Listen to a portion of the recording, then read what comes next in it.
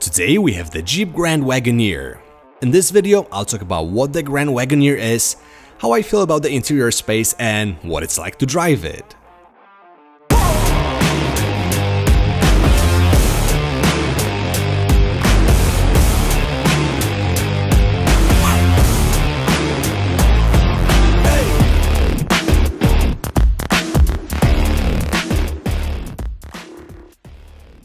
Now, the Wagoneer and the luxury Grand Wagoneer that you see here are Jeep's re-entry to the segment of full-size body-on-frame SUVs, which are doing better than ever, and given the brand's experience building SUVs, it was kind of logical to release a competitor to domestic rivals from Ford and GM. The Wagoneers, built on the same frame used by Ram trucks, are offered in standard or long wheelbase configuration. You get a double wishbone setup up front and a 5-link independent suspension in the back that can be combined with quadra-lift air suspension.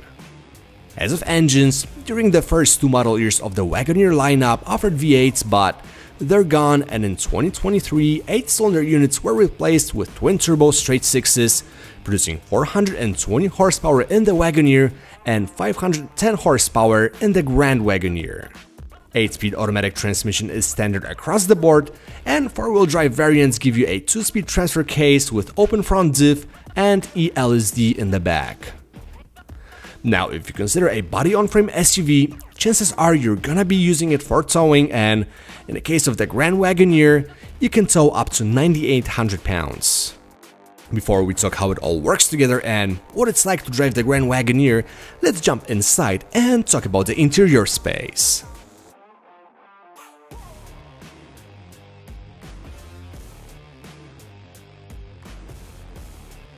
When you get inside the Grand Wagoneer for the first time, you might be overwhelmed by its size and all the technology that's inside.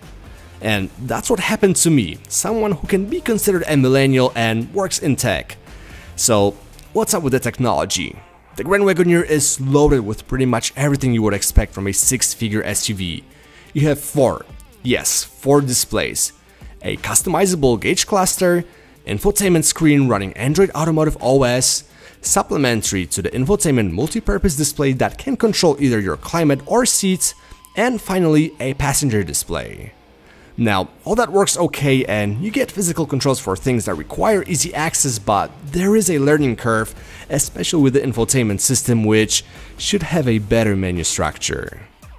The interior quality truly makes you feel like you're in a luxury vehicle and is fantastic. You get a good mix of leather, wood, aluminum and high quality plastics with everything well put together.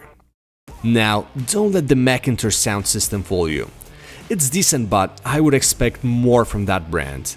It lacks clarity at higher frequencies and the sound dynamic in the mid-range could be better.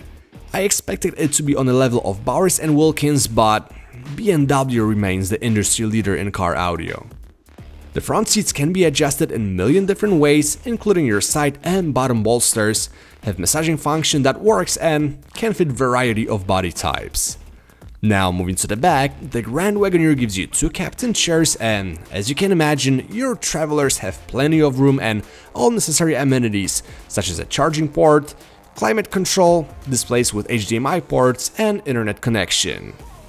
The long wheelbase variant of the Grand Wagoneer is a true 3-row SUV, meaning you can have adults travel in the third row without any issues. Being 6'1", I was able to comfortably fit. Lastly, the trunk. When you fold all the seats down, the Grand Wagoneer basically turns into a pickup truck, offering 113 cubic feet of space. So, we covered a lot, but I know you're eager to find out what it's like to drive this house on the wheels, so let's get it on the road.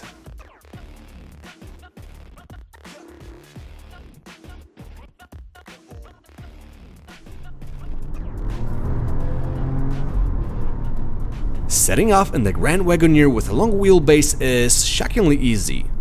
The cabin is airy and the visibility up front and to the sides is great thanks to huge, for today's standards, windows.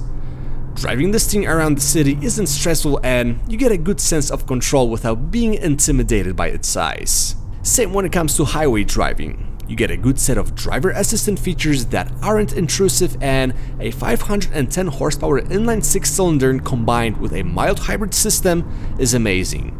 It delivers power in a very smooth and consistent fashion, the transmission is always in a right gear, and 0 to 60 in under 5 seconds speaks for itself. At the same time, the fuel economy isn't terrible, returning 14 miles per gallon in the city, 20 on highway and 16 combined. Now, there is no reason to talk much about the driving dynamics, but the Grand Wagoneer behaves surprisingly well. It handles better and feels less like a boat compared to GM's SUVs, however the penalty you pay is worse ride quality. While most small bumps aren't felt in the cabin, larger imperfections shake the Wagoneer with a shudder typical for body-on-frame trucks. Don't worry though, the ride comfort is still at a high level, and with well-isolated cabin, the Grand Wagoneer is a great road trip companion. So that was the Jeep Grand Wagoneer. With everything we covered, let's jump to the final thoughts.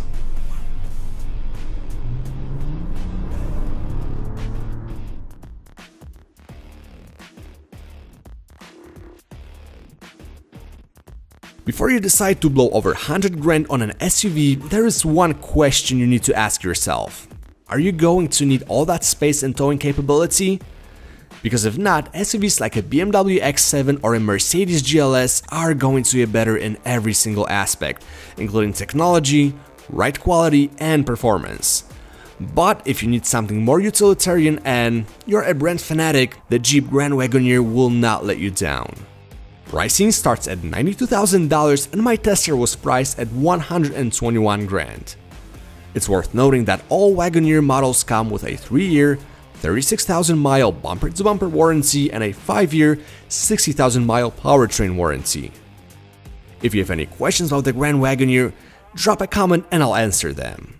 Thanks so much for watching, and I'll catch you later.